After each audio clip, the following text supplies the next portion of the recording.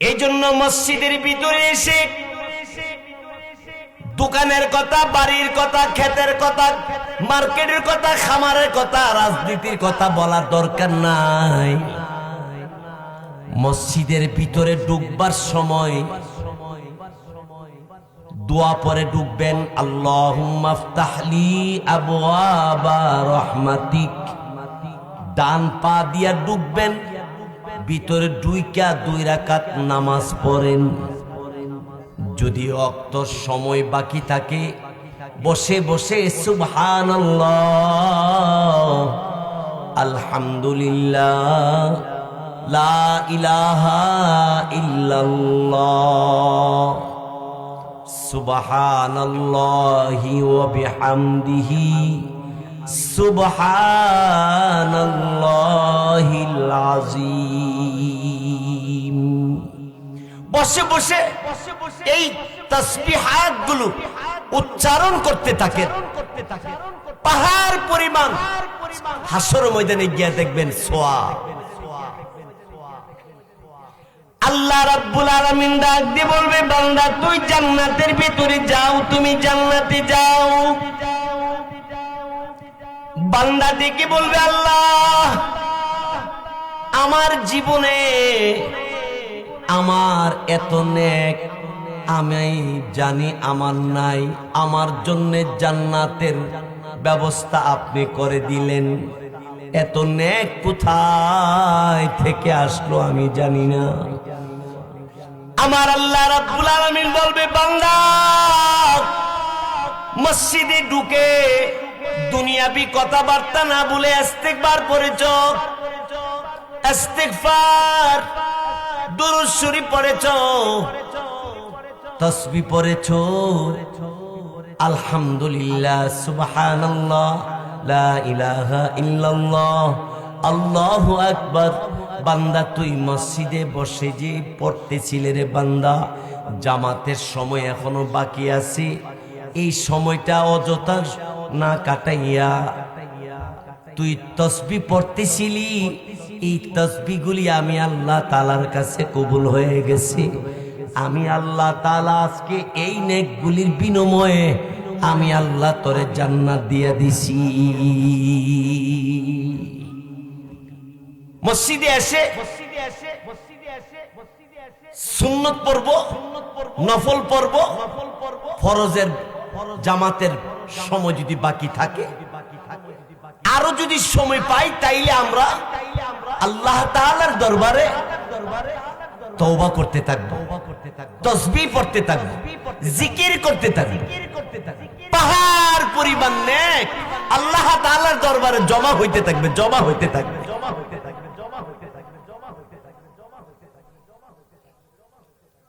ভাইয়েরা আমার, বন্ধুরা আমার, এই জন্য মহান আল্লাহ রাব্বুল আলামিন আমাদেরকে আল্লাহ তাআলা মুসলমান বানাইছেন, মানুষ বানাইছেন। আখিরি জামানার শ্রেষ্ঠ নবী, শেষ নবী, খাতামুন নবিয়্যিন রাহমাতুল লিল আলামিনের উম্মত বানাইছেন। বেশি বেশি করে আল্লাহর কাছে শুকরিয়া আদায় করেন, হে আল্লাহ আপনি আমারে মানুষ বানাইলেন, আপনি আমারে মুসলমান বানাইলেন, আখিরি পয়গম্বরের উম্মত বানাইলেন। আল্লাহ আপনার দরবারে দরখাস্ত, আপনি আমাকে কবুল করে নেন। আল্লাহ তাআলার কাছে বেশি বেশি করে এই দোয়া করা, আল্লাহর কাছে বেশি বেশি করে মাপ চাওয়া। মোহাব্বতে লা ইলাহা ইল্লাল্লাহ, লা ইলাহা ইল্লাল্লাহ, লা ইলাহা ইল্লাল্লাহ, লা ইলাহা ইল্লাল্লাহ, লা ইলাহা ইল্লাল্লাহু মুহাম্মাদুর রাসূলুল্লাহ সাল্লাল্লাহু আলাইহি ওয়াসাল্লাম। আমার বন্ধুরা আমার, আল্লাহর নবী রাহমাতুল লিল আলামিন খাতামুন নবিয়্যিন রাসূল বলেন, হে আমার উম্মত, তুমি দুনিয়ার জমিনে যদি মসজিদ বানাও তো আল্লাহ তাআলা তিনি তোমার জন্য জান্নাতের ভিতরে আল্লাহ তাআলা তোমার জন্য আলাদা ঘর বানাইব। যারা দুনিয়াতে মসজিদ বানায় তাদের জন্য আল্লাহ জান্নাতে ঘর বানায়।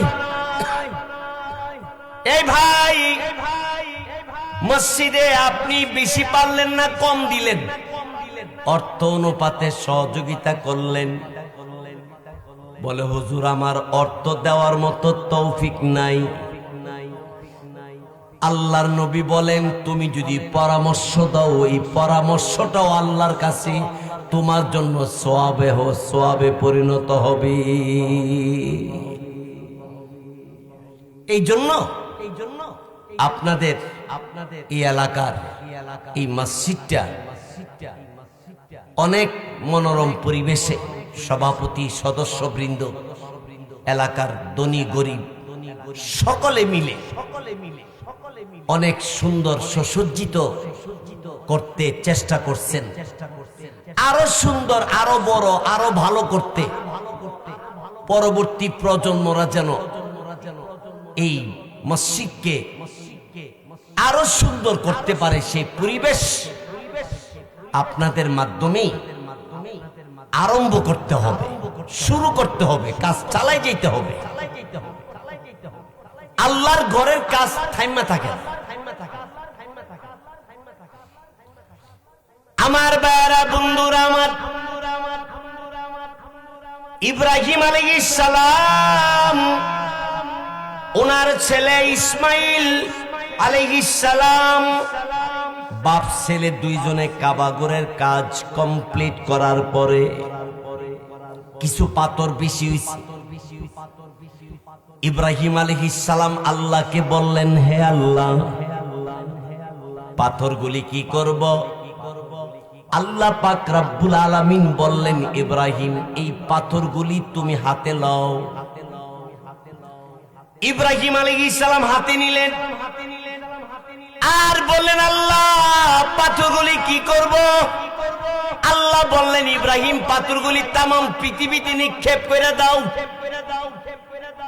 ইব্রাহিম আলাইহিস সালাম বললেন, আল্লাহ মক্কা থেকে আমি নিক্ষেপ করলে, ডিল মারলে তামাম পৃথিবীতে তো আমি পৌঁছাইতে পারবো না।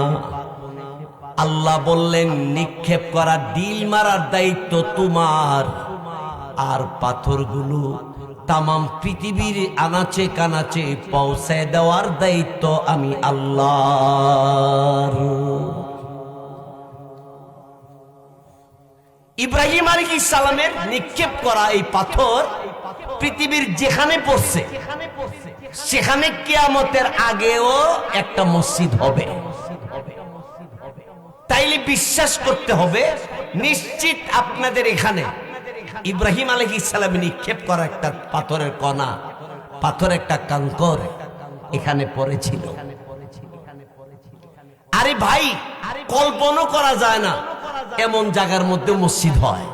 কেউ কল্পনা করছে না যে এখানে মসজিদ হবে, দূরের কথা, মানুষ কল্পনা করে না ওই জায়গার মধ্যে বিশাল আকারে মসজিদ হয়।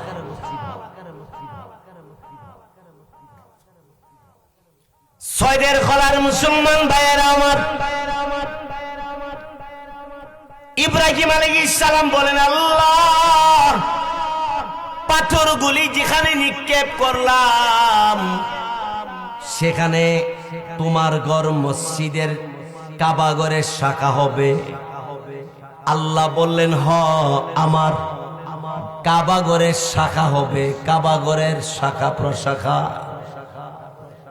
ইব্রাহিম আলাইহিস সালাম বললেন, আল্লাহ এই কাবা ঘরের শাখাগুলো কি হবে? আল্লাহ পাক বললেন, ইব্রাহিম আমি আল্লাহ যখন কিয়ামত কায়েম করব, পাহাড় পর্বত সব ধ্বংস হয়ে যাবে। দুনিয়ার যত বিল্ডিং, দুনিয়ার যত মজবুত জিনিস আছে সব ধূলিসাৎ হয়ে যাবে, কিন্তু আমি আল্লাহ রাব্বুল আলামিনের ঘর কাবা ঘরের শাখা মসজিদ ধ্বংস হবে না। মসজিদ ধ্বংস হবে না। হাসরের দিনে আল্লাহ রাব্বুল আলামিন কাবা ঘরকে ডাক দিয়ে বলবে, কাবা তুমি জান্নাতে চলে আসো। আল্লাহ পাক রব্বুল আলামিন কাবা ঘরের জবান খুলিয়া দিবেন। কাবা ঘরের জবান খুলে দেওয়ার পরে কাবা ঘর আল্লাহকে বলবে, আল্লাহ তোমার সাথে আমার কিছু কথা আছে। কি কথা?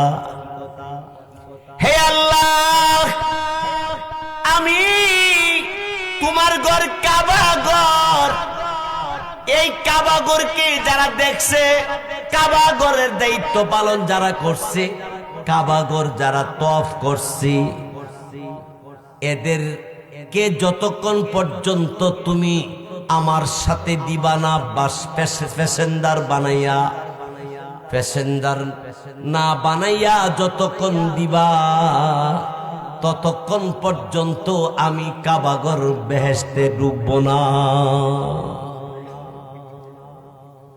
আল্লাহ তাআলা বলবে, কাবা তোমারে যারা দেখছে, তোমারে দেখা যারা আমি আল্লাহর কুদরতি কদমে সেজদা করছে, নামাজ পড়ছে, আমি আল্লাহকে ডাকছে,